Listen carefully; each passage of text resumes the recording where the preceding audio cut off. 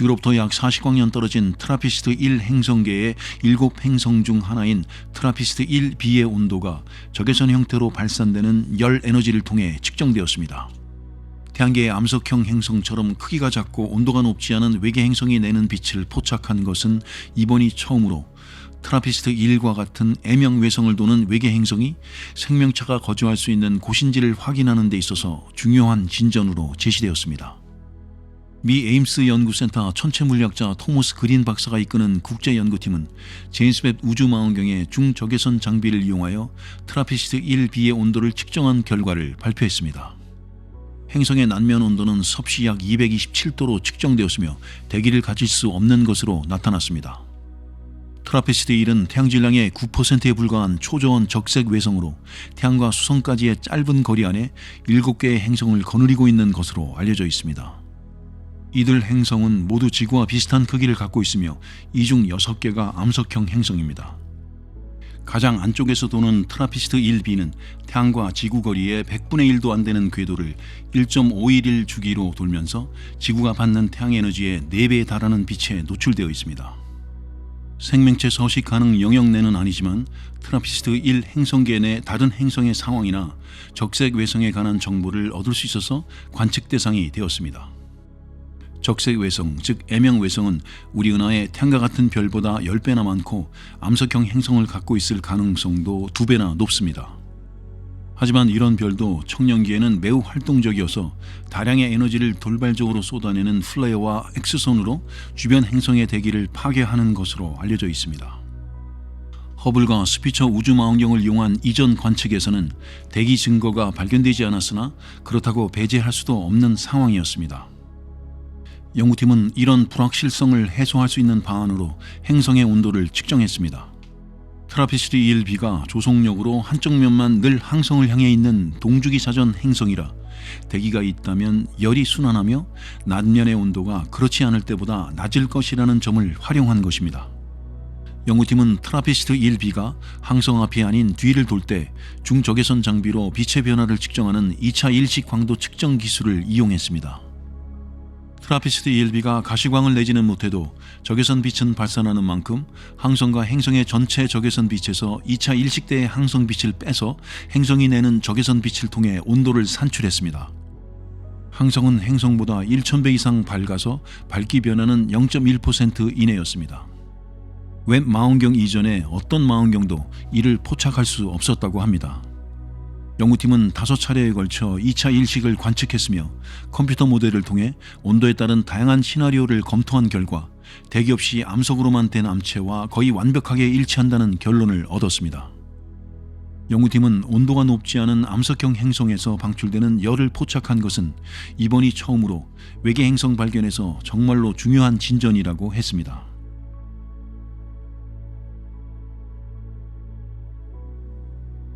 지구의 자기장은 태양이 쏟아내는 고에너지 입자와 플라즈마를 막아 대기를 보호함으로써 생명체 유지에 필요한 중요한 조건을 제공해 줍니다.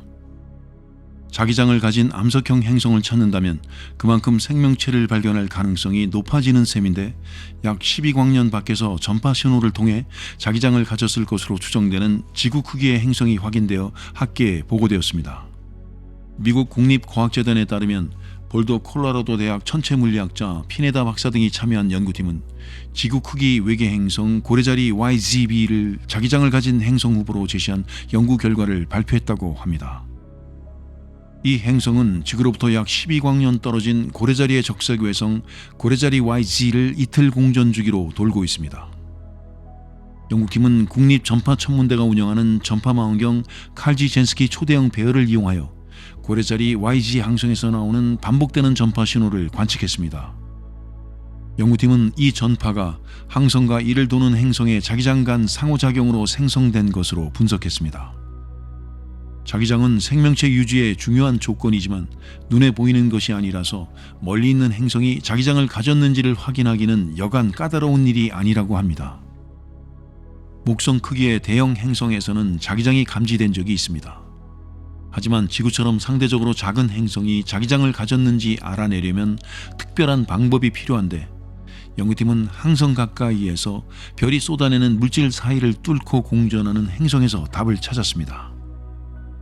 행성이 자기장을 갖고 있다면 항성이 쏟아내는 물질 사이로 지나갈 때 항성이 밝은 전파를 방출하게 하여 이를 확인할 수 있다는 것인데, 고래자리 YG와 B 행성이 부합했습니다.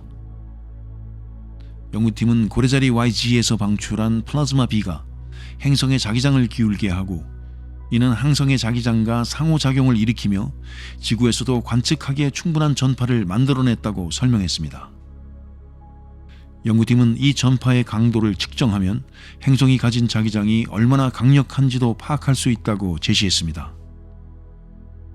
연구팀은 또 태양의 고에너지 입자 방출이나 플라즈마 폭발이 지구의 자기장과 상호작용하며 지구의 오로라를 형성하곤 하는데, 고래자리 YG에서는 비행성 대신 항성 자체에 오로라가 형성된 것으로 분석했습니다. 피네다 박사는 이와 관련하여 우리는 항성에서 오로라를 목격했다면서 비행성이 대기를 갖고 있다면 행성에서도 오로라가 형성될 것이라고 했습니다.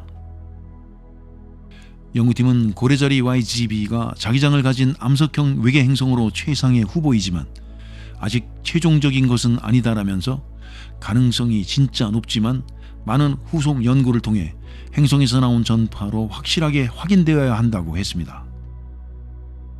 피네다 박사는 많은 새 전파 시설이 온라인으로 접근이 가능해지고 앞으로도 계획되어 있다면서 실제 일어나고 있는 현상이라는 점을 보여주면 더 체계적으로 관측할 수 있게 될 것이며 그 시작점에 있다고 했습니다.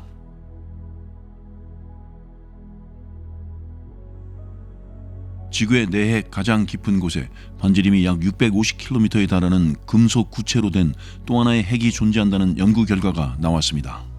지구는 바깥부터 지각, 멘틀, 외핵, 내핵 등 사중 구조로 되어 있다는 것이 정설이며, 금속 고체로 된 내핵 안 핵의 존재와 크기 등은 입증되지 않은 가설로만 제시되어 왔습니다. 호주 국립대학교 지진학 교수 호르보의 트칼치시 박사 등이 참여한 연구팀은 지진으로 만들어진 지진파가 내핵을 통과했다 돌아오는 시간 차이를 분석하여 내핵 안의 제5 구조를 확인한 결과를 발표했습니다. 연구팀은 지난 10년간 규모 6 이상의 지진 약 200건을 대상으로 지진파가 지구 중심을 지나 진앙 반대편의 대척점을 오가는 것을 분석했습니다. 여기서 대척점이란 지구 표면의 어느 한 지점에 180도 반대 방향에 있는 지점을 말합니다.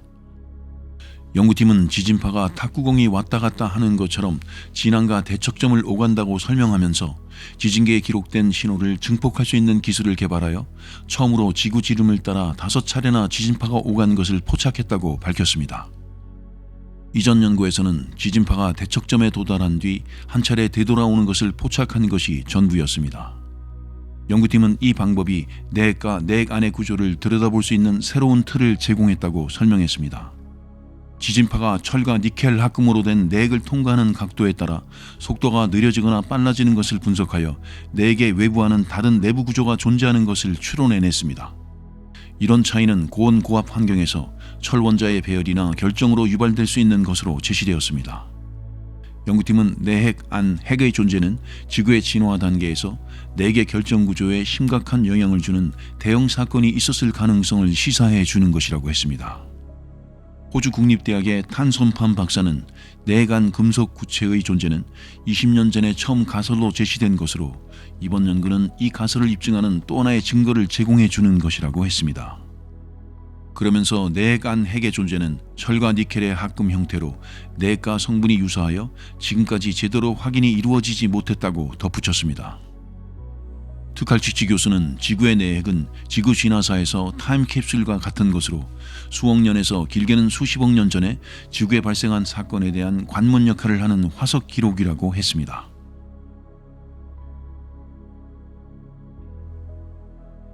지난 2022년 10월 9일 태양계에 도착한 감마선 폭발의 빛이 역대 가장 밝고 강력한 것으로 밝혀졌습니다.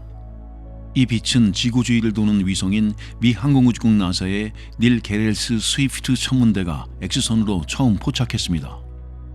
초기에는 우리 은하에서 발원한 것으로 여겨지다가 후속 연구를 통해 약 19억 광년 밖 멀리서 온 것이 확인되었습니다.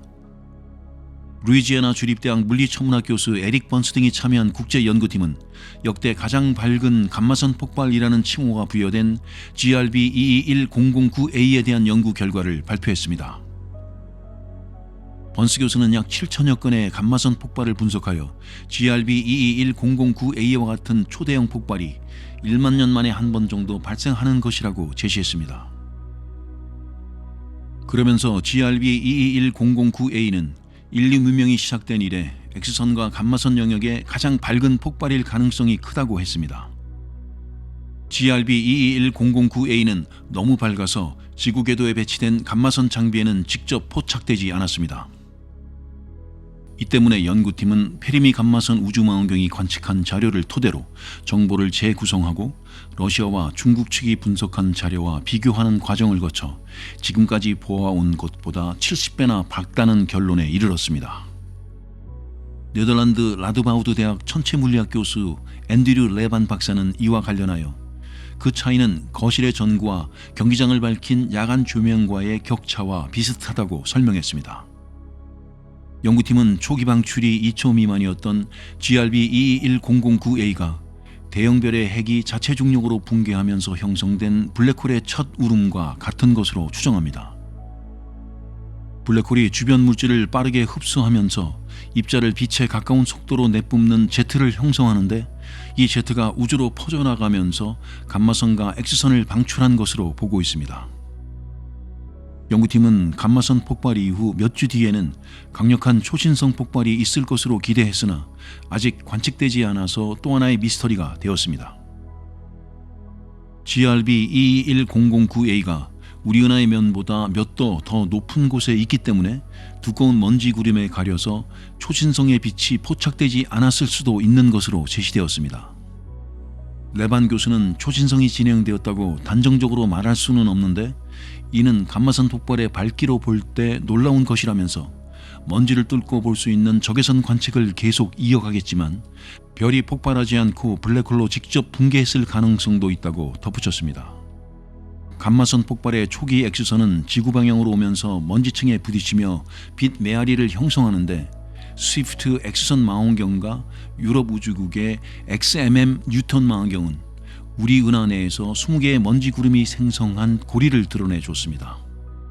GRB-221-009A는 X선 고리를 보여준 7번째 감마선 폭발로 이전보다 3배나 더 많은 것으로 나타났습니다.